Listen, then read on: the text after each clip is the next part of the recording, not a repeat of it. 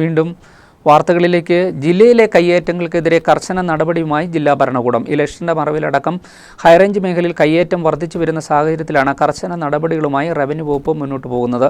വാഗമണ്ണിലേതടക്കം വൻകിട കയ്യേറ്റങ്ങൾ തിരിച്ചുപിടിക്കുന്നതിന് നടപടി സ്വീകരിച്ചു വരികയാണെന്നും ജില്ലാ ഭരണകൂടം വ്യക്തമാക്കി.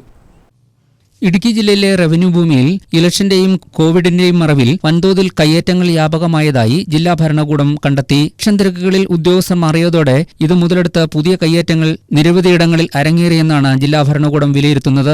സേനാപതി, സർക്കമേട്ടിലടക്കം റവന്യൂ വകുപ്പ് കയ്യേറ്റങ്ങൾ കണ്ടെത്തുകയും ചെയ്തിട്ടുണ്ട്. ഇതേ തുടർന്നാണ് കയ്യേറ്റങ്ങൾക്കെതിരെ ശക്തമായ നടപടി സ്വീകരിക്കാൻ റവന്യൂ വകുപ്പ് രംഗത്തെത്തിയിട്ടുള്ളത്. ഇത്തരം മേഖലകളിൽ കയ്യേറ്റത്തെ സംബന്ധിച്ച് വ്യക്തമായ വിവരങ്ങൾ ശേഖരിച്ചു വരികയാണ്. വാഗമണ്ണിലടക്കം വൻകിട കയ്യേറ്റങ്ങൾ കണ്ടെത്തിയിട്ടുണ്ടെന്നും ഇവ തിരിച്ചുപിടിക്കുന്നതിന് നടപടി സ്വീകരിച്ചു വരുന്നതായും ജില്ലാ കളക്ടർ എച്ച് ദിനേശൻ വ്യക്തമാക്കി.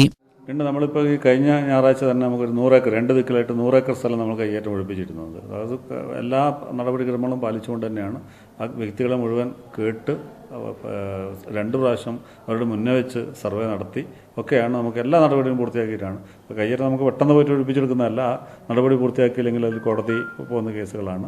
അതുകൊണ്ട് തന്നെ ബാക്കി ഫയലുകൾ നടപടി വന്നുകൊണ്ടിരിക്കുന്നുണ്ട്. പ്രത്യേകിച്ച് ഞാനിപ്പോൾ വാഗമൺ മേഖലയിലാണ് വലിയ കയ്യേറ്റങ്ങൾ 2-3 കണ്ടിരിക്കുന്നത്.